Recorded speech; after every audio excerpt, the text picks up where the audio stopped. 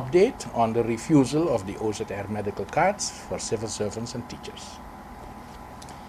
It was in the Daily Herald of February the 18th that the platform of healthcare providers was quoted to have provided government with 2 more weeks to pay the arrears in their outstanding bills. Today is the last day of February, and this is the last day for government to come with an acceptable payment solution for the healthcare providers. Did the Prime Minister, who is responsible for personal affairs regarding civil servants, inform the press in their Council of Ministers press briefing that the Council of Ministers has prevented the refusal of the OZR medical cards tomorrow? Did the Minister of Finance from the Minister of Finance inform the press that they have transferred the money to SZV, who administers the medical costs of civil servants and teachers, so that the healthcare providers can be paid? Did the Minister of Public Health, Social Development and Labour inform the Parliament about a decision of the government to provide SZV with the monies for them to pay the arrears that they have with the healthcare providers for the services that they have rendered already to the civil servants and the teachers? This afternoon, we will have a meeting with the Minister of Public Health, Social Development and Labour, and we will inquire if the Council of Ministers has prevented the refusal of the OZR cards, and that they have guaranteed that there will be no interruption of healthcare services for civil servants, teachers, and their families. Topic 2. This afternoon, the Consumer Coalition will have the meeting with the Minister of ASR and the Minister of TIAT on curbing the healthcare costs and affordable healthcare financing. 2 days ago, we received an email from a cabinet member of the Minister of ASR that for today, February the 28th, at 2 p.m., the meeting with the Minister of ASR and the Minister of TIAT will take place. The meeting with the Consumer Coalition was requested by the ministers. 2 months ago, based on the National Ordinance Public Governance, we have requested the Prime Minister, the Minister of ASR, and the Minister of TIAT to provide us with all relevant information and documentation from government on the topic curbing the healthcare costs and realizing affordable healthcare financing. Last week, we filed a formal complaint against the Prime Minister, the Minister of ASR, and the Minister of TIAT for violating the National Ordinance of Public Governance as the legal term of maximum 6 weeks prescribed by the National Ordinance to provide us with all the requested information was long overdue. More details about the outcome of this meeting this afternoon will be provided to you after the meeting.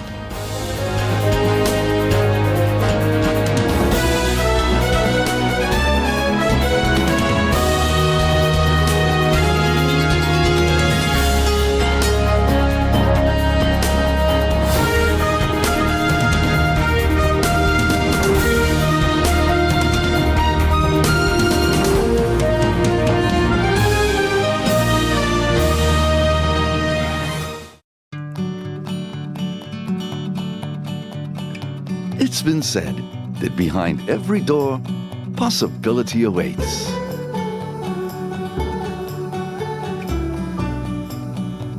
How much possibility depends on which door you open first. Every day, we help our customers discover the possibilities in their lives. It all starts with a conversation. Scotiabank. Discover what's possible. GEBE has been faithfully serving the communities of St. Martin, powering your home and our economy. Come rain or shine, our qualified team of professionals are working hard 24 hours a day to provide you and your family with safe, reliable electricity and water. We use the latest technologies and test our products daily to maintain the highest international standards. Our friendly staff is always there to assist you, whether in person, over the phone, or online. We are committed to constantly improving our products and services, making them more efficient, effective, and environmentally friendly to serve you better today and our next generation of clients tomorrow. GEBE, powering a brighter future. Our friend Megawati is here with tips to save you energy. 1. Turn your airco temperature up. 2. Use a ceiling fan instead. 3. Buy energy-saving products. Save some green with NV.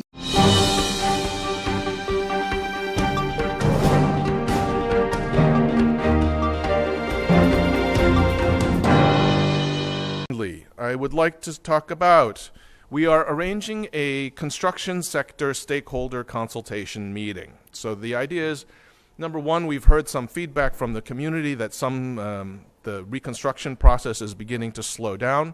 I mentioned previously this may have impacts in our policies regarding the incidental work permits. So we've set the date for March 19th at 4 p.m., location to be determined, but probably will be here in this building. And the idea is that owners, managers of construction companies, but also building supply companies, anybody that's related to the construction sector, so air conditioning, anything that's related to that sector would be invited.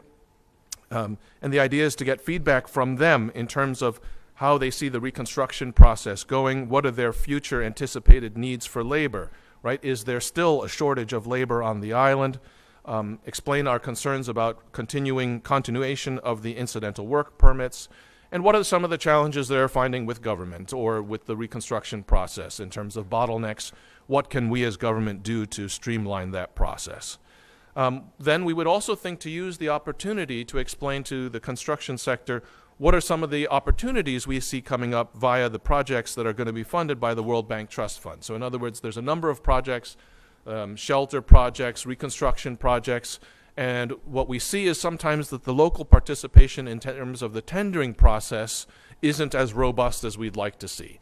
So we'd like to perhaps discuss with them, explain to them how the process works, and I think also it's an opportunity for the sector to give feedback in terms of the process. Do they find that it is inviting? Do they find that they're too complicated? What is their feedback on that process? And as well, we'd like to work in the possibility for SZV to perhaps give a little bit of an introduction or discussion with them in terms of compliance, what is expected from them, and again, feedback from them in terms of what are their challenges and how we can better streamline that process. So again, that is March 19th at 4 p.m. Those that are interested, actually, they can contact the cabinet. The phone number for the cabinet for VSA is 520-2767. The last topic I'd like to touch on briefly, as you know, we've started with some discussions about general health insurance, and I realize that within the community there's already quite some discussions about it. And so the thinking from the ministry is we are going to try and use these Wednesday press conferences as an opportunity also to bit by bit educate and sensitize the community as to what are some of the issues that we're really dealing with. So as we look at our current health insurance sector, the way we finance our health industry, clearly, and there's no dispute from anybody, not from government, not from SZV, that there are structural, fundamental issues within our system. And this is even from already before 10-10-10. Many of these funds already had financial issues. We see it in the community. We hear it too often. Too many people have issues accessing proper health insurance, right? And so if you can't access health insurance, that means you have a problem accessing health care, or it causes a big financial burden to you. And very often what we see is that these shortcomings end up coming back to government. Just to give you an example, right? There was a car accident. The driver of the car was driving, and the passenger was injured in the car, right? So the driver's vehicle insurance covers passengers only up to 90,000 guilders. And lo and behold, of course, the medical costs exceeded the 90,000 guilders. So what happens? Government gets a phone call from the insurance company saying this individual has a problem. we only cover up to 90,000 guilders.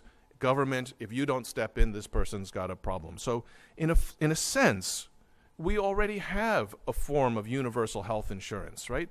Many of the people, you know that, people in our community who have financial challenges, who can't afford health insurance, who can't afford their health care costs, they have the possibility by law to come to government and apply for a medical aid card. So many of the people here already have access to it, but the way that our system is organized, it isn't very efficient, it isn't very cost effective, and our goal as a ministry is to reorganize how we finance our healthcare system, making sure that it's sustainable. So, of course, we want the entire healthcare sector to be financially sustainable, so we're looking at the entire sector in terms of consumption, in terms of how we generate premiums, how do we make it financially sustainable?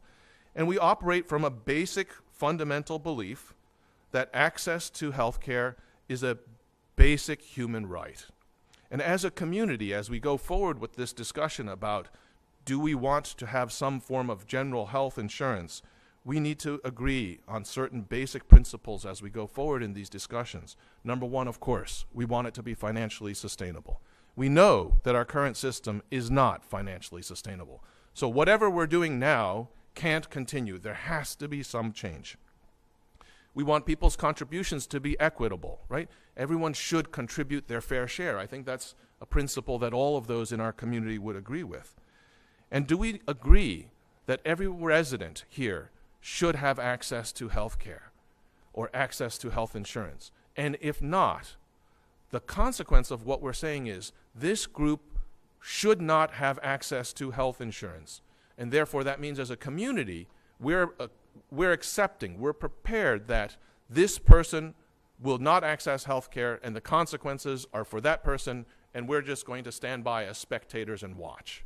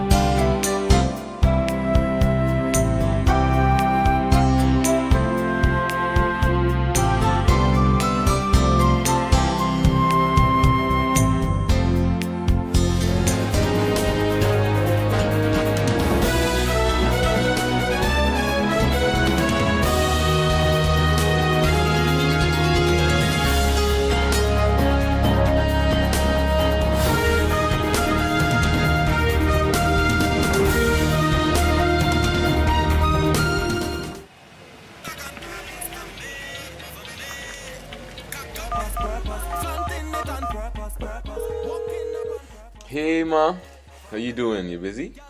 I hear, just paying some bills, taking care of business, you know what it is? I know, you're doing your online banking. I don't have to stand in those long lines to pay bills.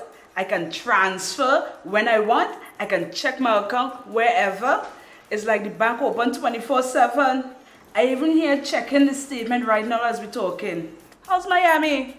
Well, that's why I'm calling.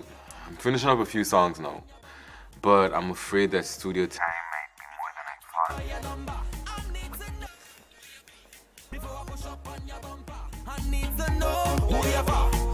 thought. And I was wondering if I could get some help with some funds, and I could pay you back as soon as I get back to St. Martin.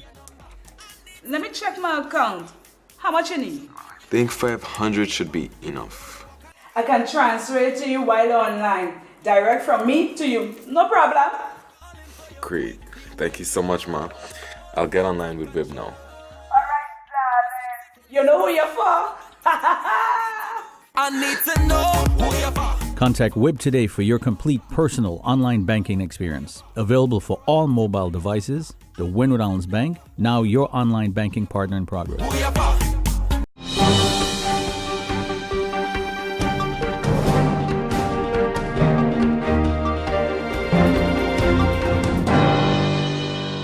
Madam Chair, before I begin and hand over the presentation to Ms. Likia Stella, I would like to, first of all, thank you as well as the members of Parliament for accommodating this urgent request, and it is definitely much appreciated. Thank you.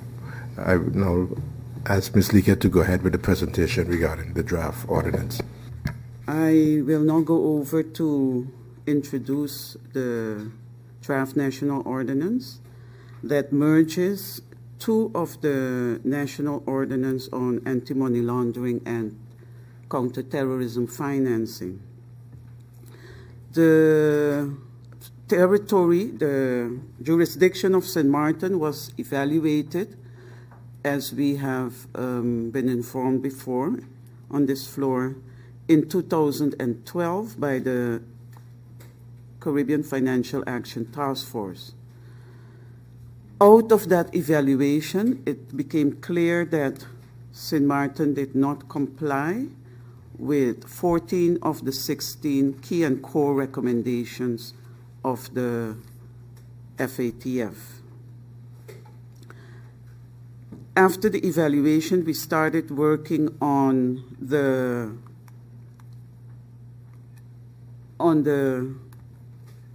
updating of the laws, of the national laws of St. Martin. And what was agreed upon back then was that the draft national ordinance reporting unusual transactions and the national ordinance identification when rendering financial services would be merged. It was our experience that it is difficult to work with two laws that govern the same subjects, and it was the next thing that was agreed upon, that we need to be, St. Martin needs to be up to date with the 40 recommendations. Hence, this draft national ordinance that aims to combat money laundering and terrorist financing. And by bringing this draft law to Parliament, government wants to ensure that the anti-money laundering and counter-terrorism financing laws and regulations of St. Martin are fully compliant with the 40 recommendations of the Financial Action Task Force, up to the last amendment made in the recommendations in October of 2018. The draft ordinance before you also contains additional provisions to remedy all the shortcomings. This is a requirement where it concerns anti-money laundering and counter-terrorism financing, that the jurisdiction needs to adopt the international standards. With this draft, the service providers are informed what they have to do when they give certain designated services to their clients. They have to perform customer due diligence. They have to verify the identity of their client, and they have to perform their customer due diligence to be in compliance. The National Ordinance on Reporting Unusual Transactions obligates these designated financial and non-financial service providers to report unusual or suspicious transaction to the MOD.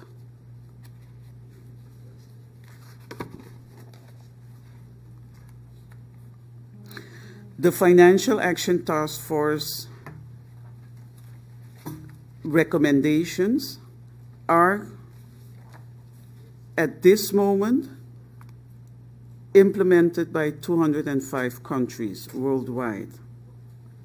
St. Martin is affiliated via the Caribbean Financial Action Task Force since 2011. St. Martin signed the MOU with the Caribbean Financial Action Task Force, which makes it a commitment to adopt these 40 recommendations. And with these international standards, the FATF aims to prevent money laundering and the financing of terrorism. And it also assesses the implementation of these standards via the evaluation process. The mutual evaluation process is carried out by the other member countries of the regional body that the jurisdiction is part of. The FATF therefore expects countries to implement the recommendations in their national legislation and to ensure that this system is effective in the fight against money laundering and terrorist financing. The assessment is carried out by the CFATF through periodical mutual evaluations to see to what extent countries comply with these recommendations.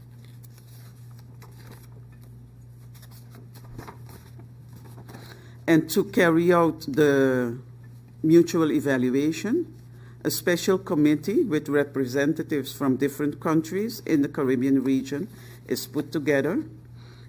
They do the assessment, they carry out the evaluation in the jurisdiction, and the results are put in a draft mutual evaluation report that is discussed in a CFATF plenary meeting. The plenary meeting then explains, the plenary meeting then decides to what extent the country complies with the 40 recommendations of the FATF. The FATF also aims to draw up guidelines, best practices, and methods that support countries and institutions in the implementation of the standards and to contribute to identify new risks in the field of money laundering and the financing of terrorism.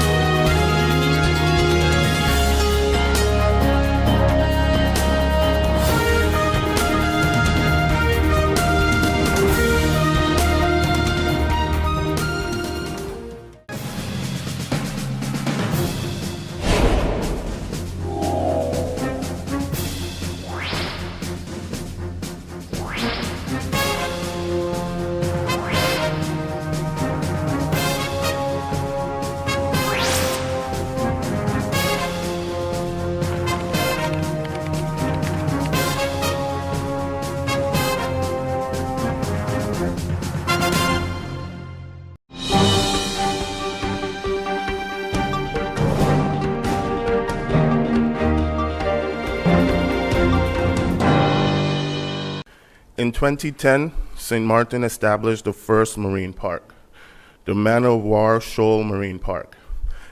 At the moment, there are no formally established land-based protected areas, even though the establishment of designated conservation areas is mentioned in several important framework documents, including our Constitution, our National Recovery and Resilience Plan, and the governing program. With a recent approval from the Council of Ministers, the Ministry of Rami now has the intention to begin the preparation for the creation of the first terrestrial or land-based protected area in St. Martin. Research has shown that the creation of nature parks can have positive impact on St. Martin's flora and fauna and benefit our culture, tourism, and education. It also raises the aesthetic value of the island. While several areas of St. Martin have been recognized as important for conservation, it is not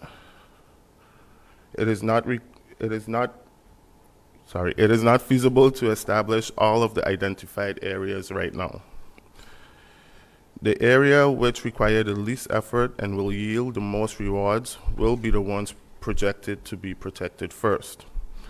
It should then be of no surprise that the Emilia Wilson Estate and Century Hill has been identified for the location of the first possible terrestrial nature park of St. Martin.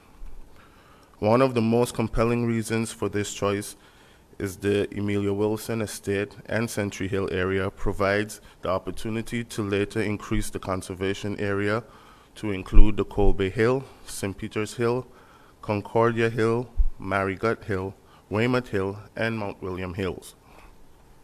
Future expansion also provides for the opportunity for eventual cooperation with Friends St. Martin.